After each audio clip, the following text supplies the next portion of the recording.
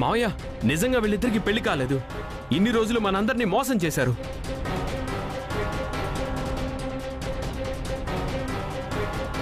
ఏం మాట్లాడుతున్నావురా? పిచ్చి పట్టిందా? మెడలో మంగళసూత్రంతో రూప ఇంటికి తిరిగొచ్చింది అబద్ధమా? ఇన్నాళ్ళు వాళ్ళిద్దరూ భార్యాభర్తలుగా చలామణి అయ్యింది అబద్ధమా? అక్కా, ఏంటిది? ఏం జరుగుతుంది? ఏమంటున్నావు దీపక్? వాళ్ళిద్దరికి పెళ్లి కాకపోవడమేంటి? కాలేదు మావయ్య. రూప తన మెడలో తనే తాలి కట్టుకొని రాజు కట్టాడని అబద్ధం చెప్పింది.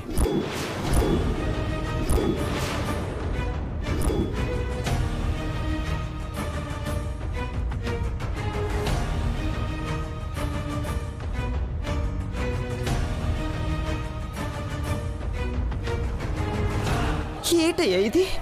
ఏటంటాడు అతను? ఏటైనా అంటాడు ముచ్చెలో. మన రాజు అమ్మాయి గారు సుఖంగా సంతోషంగా ఉండటం చూసి వారవలేక ఏటైనా అంటాడు. ఏ సాక్ష్యమైనా పుట్టిస్తాడు. నిందలు కాదు మావయ్య, ఇది నిజం. దీపక్, గా నిజాన్ని చూపించు. మావయ్య, ఈ వీడియో చూడండి. మీరే వీళ్ళిద్దరు నోరు మూయిస్తారు.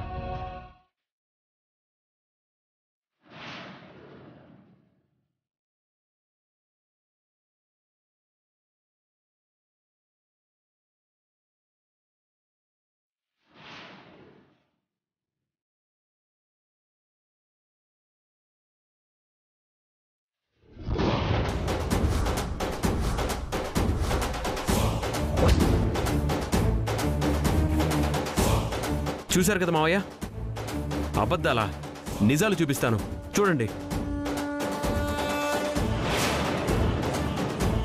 ఇప్పటికే నమ్ముతారా? చూడండి చూడండి చూడండి. Stop it.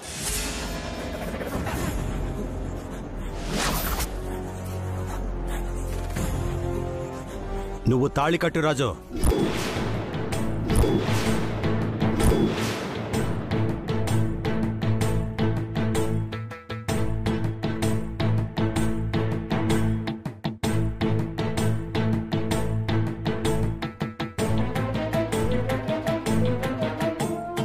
నువ్వు కట్రా అయ్యా. రామయ్య అనుమతి అయింది, పెద్దయ్య అనుమతి అయింది, ఆనకి ఏదైతే అది అయింది. నువ్వు కట్రా తాలే కట్టు. రాజు, ఈ క్షణాలు మళ్లీ రావు. ఏది ఆలోచించకు రాజు. పెద్దయినా కట్టమంటున్నారు కదా, కట్టు రాజు. మీరంతా ఆగండి. తమ్ముడు, ఆ సాక్ష్యం చూస్తుంటే నిజం అనిపిస్తోంది. నువ్వెందుకు తాళి కట్టమంటున్నావు? అవును మావయ్య, నేనెన్నోసార్లు చెప్పాను, మీరే పట్టించుకోలేదు. ఇదే నిజం, ఈ సాక్ష్యం నిజం. Stop it. నిజాన్ని అబద్ధం చేయాల్సిన అవసరం నీకేముందో నాకు తెలీదు. అబద్ధాన్ని నిజం చేయాల్సిన అవసరం మాత్రం వాళ్ళకి లేదు. ఎందుకు ఇలాంటి పనికిమాలిన సాక్ష్యాలు చూపించి వాళ్ళిద్దరిని వేరు చేయాలని చూస్తున్నావు? ఇంత సాక్ష్యం చూపించినా మీరు నమ్మట్లేదా మావయ్య? వాళ్ళిద్దరూ పెళ్లి కాకపోయినా ఇంతకాలం ఎందుకు కలిసి ఉంటారు?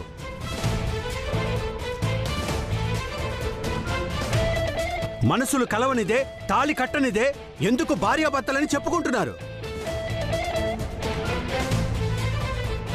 నిజమే తమ్ముడు, వాళ్ళెందుకు పెళ్ళయిందని అబద్ధం చెప్తారు?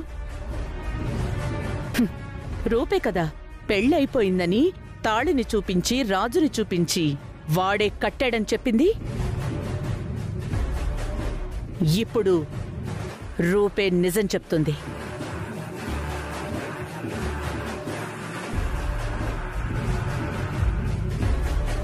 రూపకి ఈ ప్రపంచంలో నా తమ్ముడి కంటే ఏది ఎక్కువ కాదు. రా రూపా, మీ నాన్న మీద ఒట్టేసి మీకు పెళ్ళయిందని చెప్పమ్మా.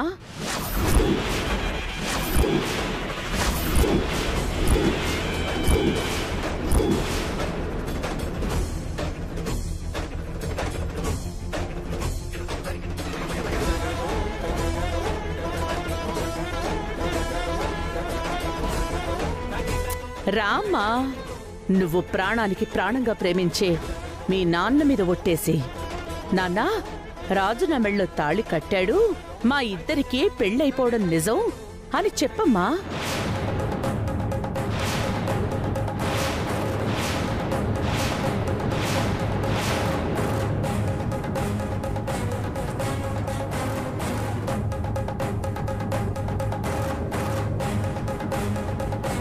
ఇంతమంది సమక్షంలో సీతారాముల సాక్షిగా పవిత్రమైన ఆలయంలో నీకిష్టమైన కన్నతండ్రి తల మీద చెయ్యి వేసి నీకు పెళ్ళైపోయినట్టు చెప్పమ్మా. రూపా, నిజం చెప్పి ఇక్కడ అందరి నోళ్లు మూయించు. లే.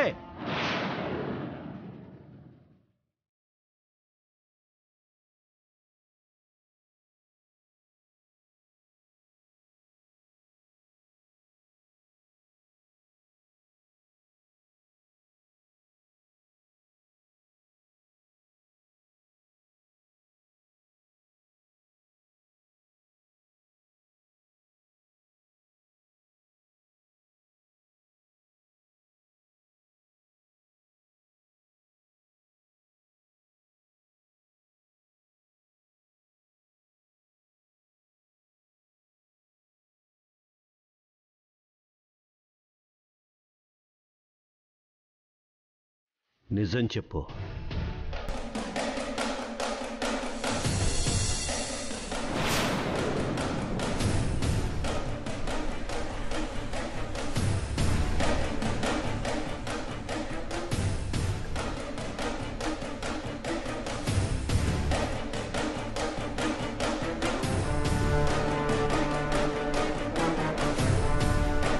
నాకు రాజుకి పెళ్లి జరగలేదు.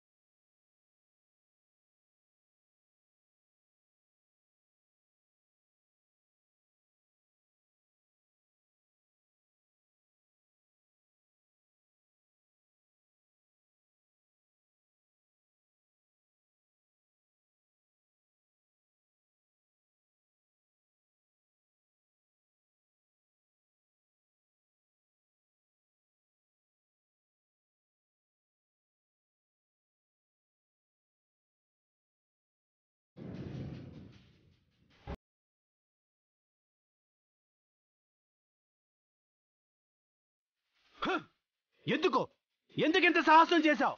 ఎందుకిలా అబద్ధాల మీద అబద్ధాలు చెప్తూ వచ్చావు? ఎందుకు పరమ పవిత్రమైన మంగళసూత్రం మీద గౌరవం అనేది లేకుండా ఎందుకు ఎగతాళి చేశావు?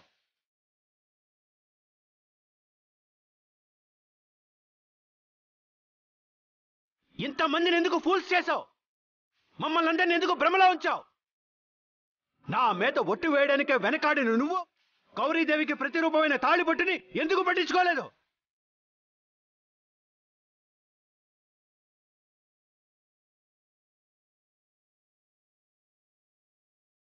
ఈ దీపక్ అత్తయ్య మిమ్మల్ని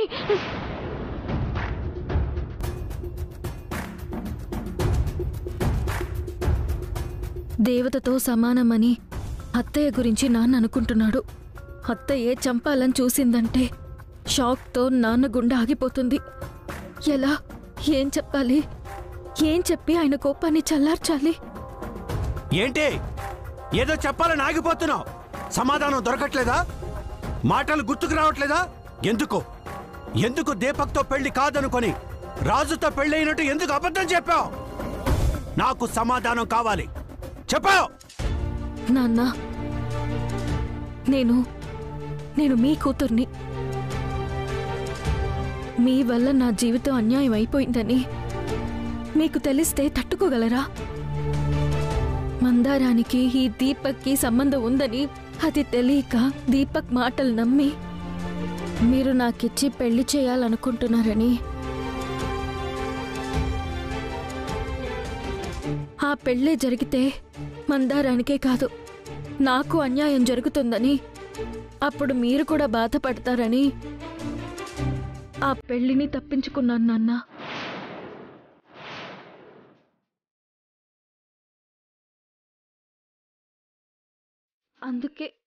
అందుకే ఇంట్లో నుంచి వెళ్ళిపోయాను.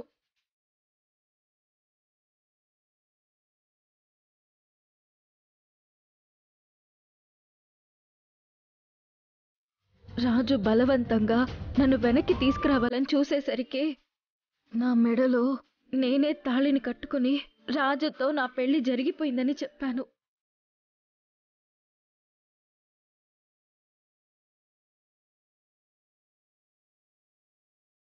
దీపక్తో నా పెళ్లి జరగకుండా ఆపగలిగాను.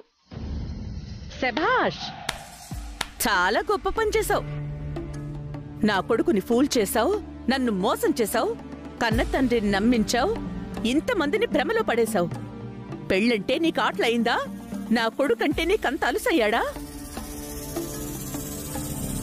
చిన్నప్పటి నుంచి నిన్ను పెంచిన ఈ అత్తయ్య అంటే గౌరవమే లేకుండా పోయిందా? మంచి లేదు, మర్యాద లేదు, తప్పు లేదు, బొప్పు లేదు.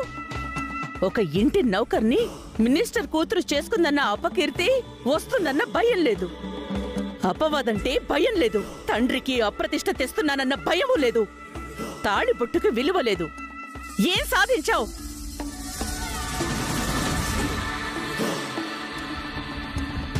నిజం ఎప్పటికైనా బయటపడి తీరుతుందని తెలుసుకోలేకపోయావా? ఒక్క తప్పుని కప్పిపుచ్చుకోవడానికి ఇప్పటి వరకు తప్పుల మీద తప్పులు చేస్తూనే ఉన్నావు. అక్క, నువ్వు ఆవేశపడకు. ఆవేశం కా తమ్ముడు, ఇది ఆవేదన. నా తమ్ముడు కూతుర్ని నా కొడుకిచ్చి పెళ్లి చెయ్యాలని ఎంతో ఆశపడ్డాను. మందారాన్ని అడ్డం పెట్టుకుని ఇంత కథ నడిపించింది. ఆ మందారమే దీపక్తో ఎటువంటి సంబంధం లేదని, ఆ బిడ్డ వాడికి పుట్టలేదు అని చెప్పి ఇంట్లోంచి వెళ్లిపోయింది. ఒక పని మనిషి కోసం నా కొడుకుని నమ్మకుండా పెళ్ళి ఆగిపోయేలా చేసింది. మన ఇద్దరి రక్త సంబంధం ఇంకా బలపడుతుందని ఆశపడితే ఎంత దగా చేసిందో చూసావా? ఇప్పటికీ మించిపోయింది లేదక్కా.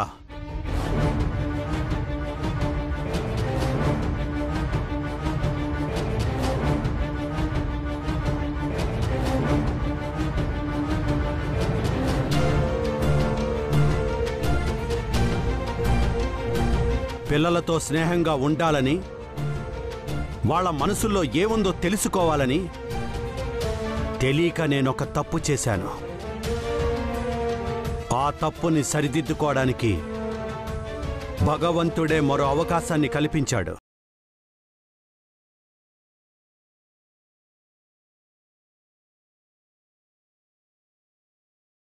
ఆ రోజు దీపక్తో పెళ్లి జరిపించాలనుకున్నప్పుడు పీటల మీద నుంచి పారిపోయింది కేవలం మందారానికి దీపక్కి సంబంధం ఉందనే కదా?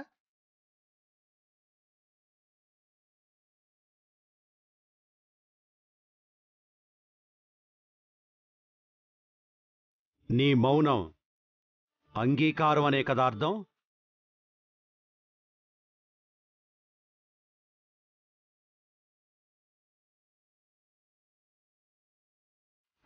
పెద్దయ్య, మీకు విషయం చెప్పాలి. సారీ పెద్దయ్య, నన్ను క్షమించండి. నేను మీకు విషయం చెప్పాలి. ఏంటి నువ్వు నాకు చెప్పేది? ఒకవైపు ఫంక్షన్ జరుగుతుంటే చేయాల్సిన ముఖ్యమైన పని ఆపి ఈ ముచ్చట్లేంటి? ఈ విశ్వాస పాత్రుణ్ణి విశ్వాసంతోనే ఉండనివ్వండి. అమ్మాయి గారి ఆస్తిలో నాకు భాగం పంచితే అది అపాత్రదానం అవుతుంది పెద్దయ్య. అమ్మాయి గారి మిత్రుడిగా, శ్రేయోభిలాషిగా నేనే ఆ అమ్మాయి గారి జీవితం నుంచి తప్పుకుంటాను. ఈ సంతకం పెట్టడం నాకు ఇష్టం లేదు పెద్దయ్య.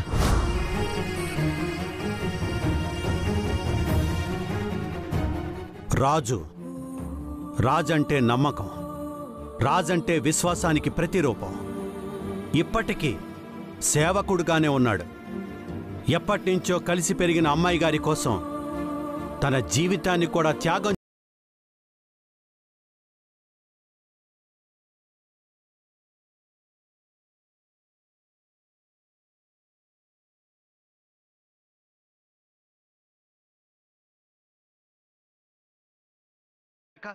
చాలా ఇబ్బంది పడ్డాడు. ఆస్తి రాస్తానన్న రోజు కూడా చిల్లి గవ్వ తీసుకోవడానికి కూడా ఒప్పుకోలేదు.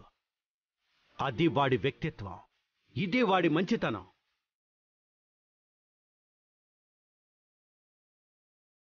ఇప్పటికీ మించిపోయిందేమీ లేదు రాజు. ఆ తాళి నువ్వు కట్టకపోయినా నీకు పెళ్ళయిందని మేమందరం నమ్మినా నువ్వు నీ హద్దులు దాటలేదని, మీ అమ్మాయి గారికి దూరంగానే ఉన్నావని నేను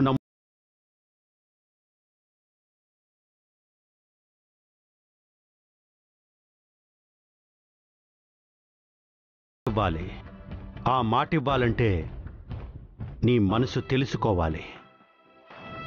నీకు అమ్మాయి గారిని పెళ్లి చేసుకునే ఉద్దేశం ఉందా?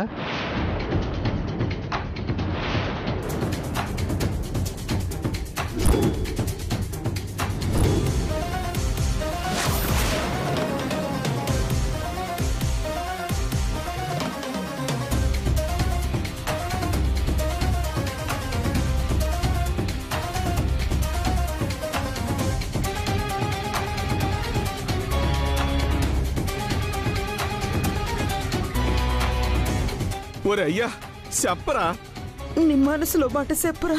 రాజు చెప్పు రాజు. చెప్పన్నయ్యా. రాజు, బావగారు అడుగుతున్నారు కదా.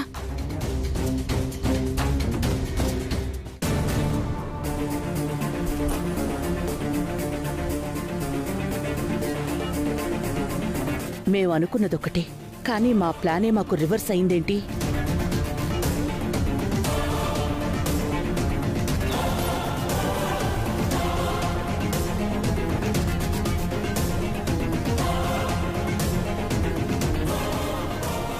అమ్మాయి గారిని మీ చేతుల్లో పెడుతున్నాను పెద్దయ్య.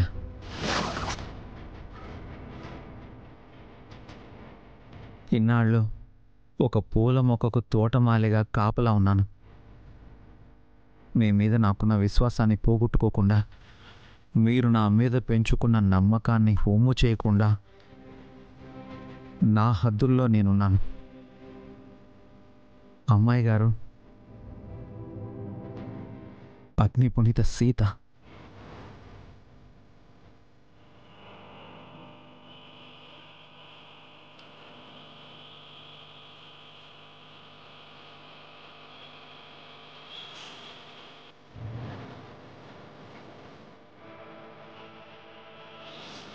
మీకు పవిత్రంగా అప్పచెప్తున్నాను. ఆమె జీవితం మీద సర్వ హక్కులు మీవే పెద్దయ్య. మీ నిర్ణయాన్ని నేను గౌరవిస్తాను.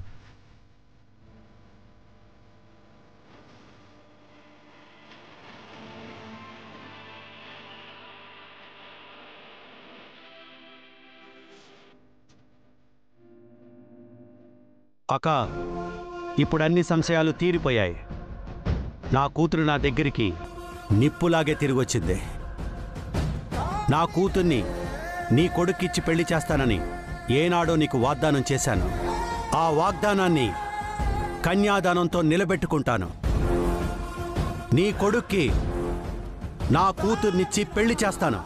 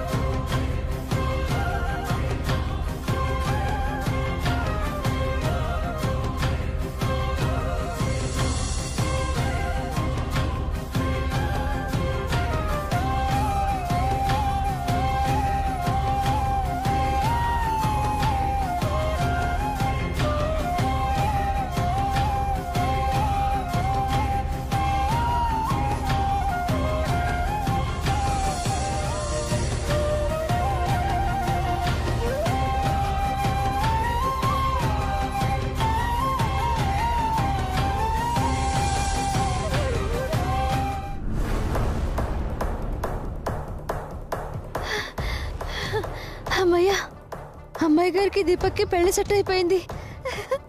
ఇప్పుడు రాజుకి నాకు పెళ్లి కావాలంటే అర్జెంటుగా ఒక పని చేయాలి. అమ్మ బాలమణి, మనకి మంచి రోజులు వచ్చినాయి.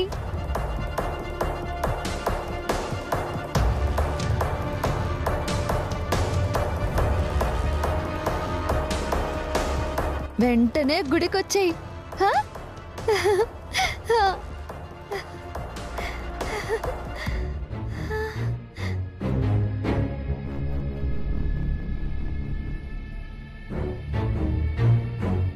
రండి రండి హా, పదని రండి, తీసుకొచ్చిన పద ఫాస్ట్గా రండి.